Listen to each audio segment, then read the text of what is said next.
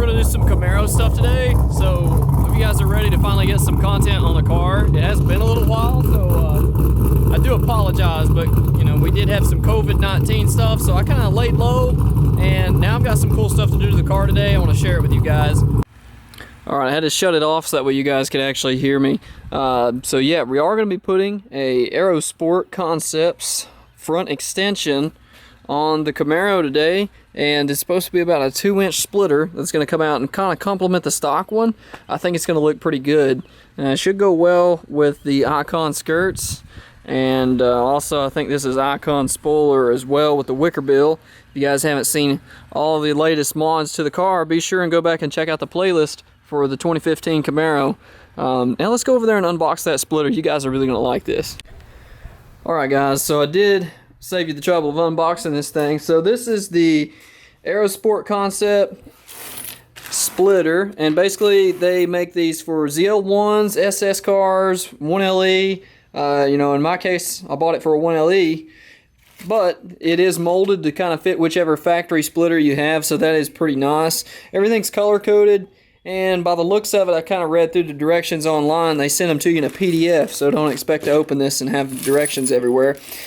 But basically, it bolts into the stock splitter, and it should hold up pretty good. I did not opt for the support rods. I just don't really care for the look of them, and I'm not really going to be going over 130 miles an hour for extended periods of time. So I think it's going to be okay. But if I notice any issues with it, I probably will add the rods, because it's something, you know, once you drill holes, you can't really take them out, but you can always put them in. So that's just kind of a good rule of thumb with these, is if, you know, you put a hole in it, it's probably going to be hard to fill it in, but we're going to see how it does. Alright, back out in the shop, and we did switch the wheels up on the muscle truck. As you guys know, I was running my street setup, and I did that through the winter because these tires are kind of sketchy when it's cold. They don't do very well. So I did run the street setup. I do love this setup on the truck, but one thing is it really lacks traction. So that's kind of why I did this the other day to the muscle truck. I decided to go ahead and switch it back over to its party setup with the big fatties in the back, running 295 55s. Definitely gives the truck a crazy looking stance. The post is kind of taking away some of that, but it does look really good. And just a quick garage update, because it's been a while and I have not seen you guys in a while. So I figured, you know, why not? Let's do a little shop tour while we're at it. So the Camaro first gen is all torn apart right now. We've got a Hydro Boost setup that we're putting on it. This dad's car has come a long way, and this CPP Hydro Boost system will pretty much let you run the rowdiest camshaft you can find and still get really good stopping power from your brakes. So that's what we're doing here. We're going to install the kit first and then put a rowdy bigger cam in this thing. This is a D-stroke small block, so it's about like a 343. I think that's what it totals out to be. It's got like a 327 crank and a 355 block, so it's somewhere in there. Don't really know all the specifics on it, but it was a crank that he had left over from the race car days.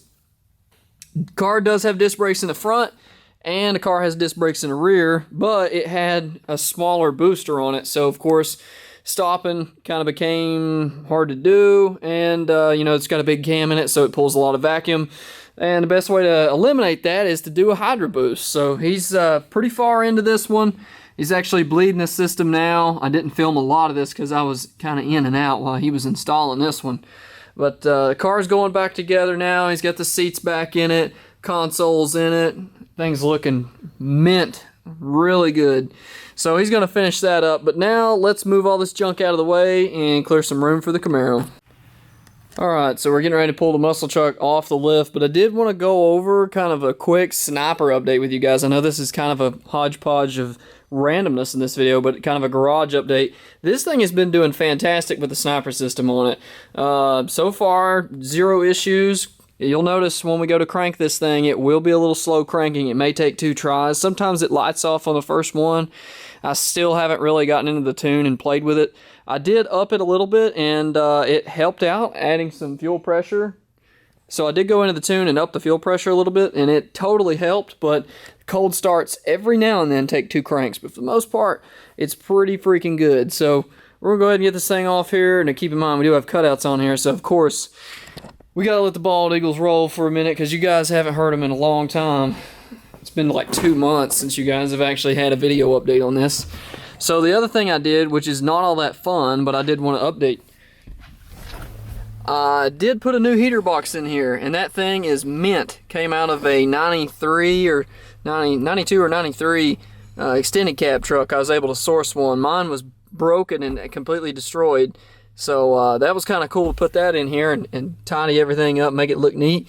We're going to throw the AC back on there too. It's actually just a little bit low on charge, so that's going to be nice to be able to run the air condition and let Holley control our idle and everything. Alright, here we go. Let's see if she'll start on the first crank. I haven't really adjusted the tune anymore, so we'll see if self-learn's done any good.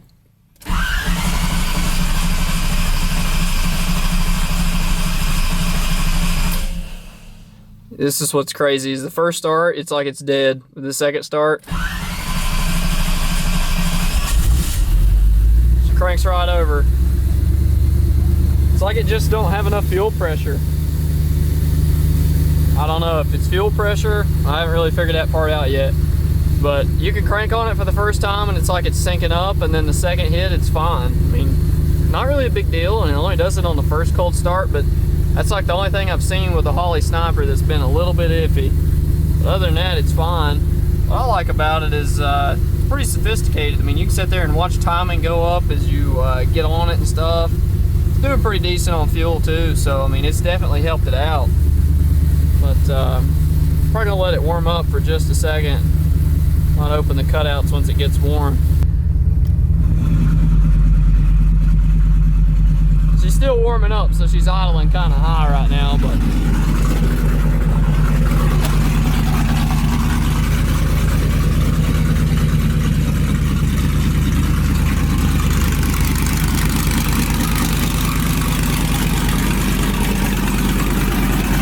you can hear that whistle in the throttle. It's crazy how it whistles when you let off. It's so funny. When she idles down, you'll definitely hear the cam, but on the cold starts for this, it's not like the Camaro where you get that nasty start. It's kind of like high idle and you don't even hear the cam. But once it calms down, really is more pronounced. You can definitely hear it.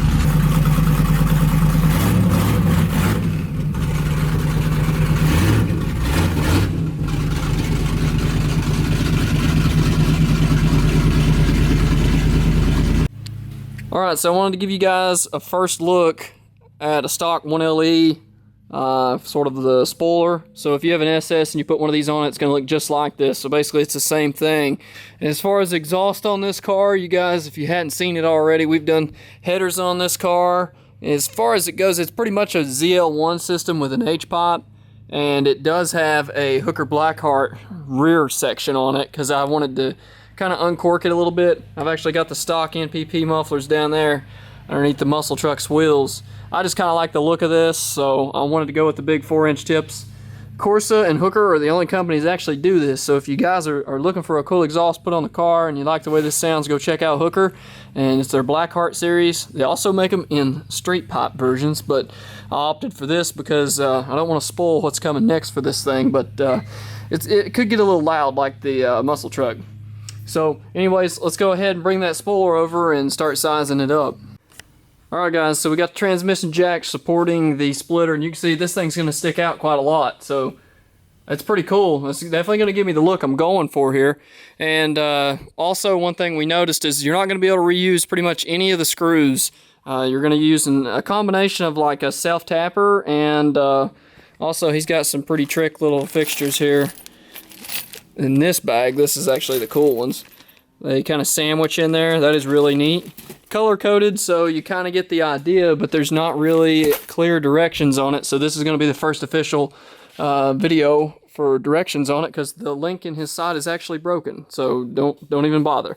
So what we've done, basically, you got the transmission jack supporting it, and it lines up really good. You've got these 2 bolt holes here that you can use, and you can see mine are spot on. So I will give the credit where it's due. This dude cut out a really nice tight fitting splitter. I measured it side to side, and I'm getting like a 10 to 15 thousandths difference. And then even up here at the front, it's really tight. It's like 15 or 20 thousandths difference, if that, and that's just probably me messing up. It's almost perfect. Like, he killed it with this thing. It did really good. So you can see I'm going to have to put some screws in it, some self-tappers, and we'll see how it does. So now I'm going to go ahead, start following the color codes. We're going to tack the side in first, just so that way it's kind of locked down, you know, and supported here in the sides, and work our way from left to right, or probably middle to the outside after I get the sides locked in. Alright guys, so this is basically the instructional video on how to do this, because there is no instructional sheet. Some of the directions are not very clear. So what we ended up doing here is drilling a, what did we go, 7/16 on that hole? 4375. So we ended up doing 4375, which is enough to get you past to start this thing. And then we're going to run the screw up through this into these nice little sort of like collapsible pieces. So when you run those up through there with the 7/16 bit, it's like perfect. So fancy sheetrock anchor basically. And we're just going to drill these holes out. Now you got to be careful though, because the bit wants to take off really fast through the stock plastic. I mean, it's aggressive. So you can see here how that's going to work when you don't drop it. So you can see here how that's going to work. It's going to screw right into place. Of course, you'll have the splitter in between here and there. But this screws in, and when you do that, it smashes it down, and it allows this thing to hang on. So what we've done is we've marked each location for every bolt hole on here, and then I've kind of used some blue tape to remind us of what's actually getting anchored. And basically we're going to do a starter hole. We're going to start out with like an 1/8 inch drill bit, work our way around, and we're going to come back around 7/16, same thing. And as you can see how tight, just how tight it is to get that out. So it's, once that collapses, it's going to be pretty strong. So that's a real good example there of how that works. So you want to start out, you definitely want to use the 7/16 on the outer ones for your metal collapsible pieces for your anchors. And then we're going to work our way towards the back and let you guys know what we're going to use there. Alright, so we're just deburring some of the holes. I just want to go ahead and give you a final look at how these little fasteners went in. The way we had this fixtured up, we couldn't actually get to these two, so we had to put the spoiler on, tighten it up, mark, and then pull it back off and drill. So one thing to keep in mind is don't go too far. It's very easy for that drill bit. You want to start it out on a slow setting, because man, it'll take off, and you will drill through your genuine OEM spoiler, and you're going to hate life. Alright guys, we got all the bolts in this thing, and some of them are pretty tight on the 1LE. Getting to some of them, they're you've got like a bash bar up here, and you can kind of see it. It gets kind of tight, but I mean, it wasn't that big a deal. We made it work. So we're going to set the thing down on the ground here in a second and get a look at it, but I did want to kind of just show you guys what it looks like underneath once you get all your bolts tightened up. He's finishing tightening up the last one there. I think I missed one. So yeah, fitment though from underneath looks great. So we're going to get it down on the ground now, and let's see how this thing turned out. Alright guys, so there's the first look at the Aersport Concepts extension for the 1LE, and it definitely made the front end pop. It kind of has that Z28 vibe to it now. Definitely changed it up a lot. We're going to wait till tomorrow. I'm going to get it out in the sunlight and get some really cool shots of this thing for you guys, but we're going to stop right here for tonight and wait till in the morning and clean it up real nice. But man, the fitment is spot on, guys. I mean, it's really good quality, so you definitely get what you pay for with this one. So if you're kind of wondering about the price being around the $450 mark, it's worth it, because a lot of this other stuff is just, you know, self-tappers, and it's just really janky. This is actually like solid. So I can say some really good stuff about this company. They did make an incredible extension, so definitely go check out Aersport Concepts. Alright guys, so it's the next day, and I wanted to give you all a first look at the splitter and just how much it sticks out over stock. You can see a pretty big difference there from factory to this, and I can say that this thing is super rigid. The way it holds on, man, they did a really good job. I mean, the whole bumper is like just so solid. So if you guys are even thinking a little bit about getting one of these, you better go ahead and do it, because they are definitely worth it. And they look great. And as far as options for these cars on front splitters, there's not really a lot, and most of them get pretty invasive. I mean, a lot of this stuff I've seen from Anderson Composites and the Z28 front lips. I mean, they look amazing, but you have to pull the whole front fascia off and then drill the rivets out, and I just don't want to get into all that. So anyway, guys, I'm going to leave you with that. That's just a nice garage update as well as a little splitter install video there. So for you guys that did buy one of these, you know, the video link is not active on their site, so I think this is going to be one of the most relevant videos that is out there now for this installation. So one other thing, we haven't forgotten about the Colorado. I do have a couple things I want to update you guys on, but that will be in a separate video, as well as a huge trip we actually have planned for this thing, and I'm going to go over all the details and specifics on that trip, as well as the mods that the Colorado is going to get to make that trip. So if you guys enjoyed this video and you stuck with me this long, thank you for watching. I'll catch you in the next video. Take it easy.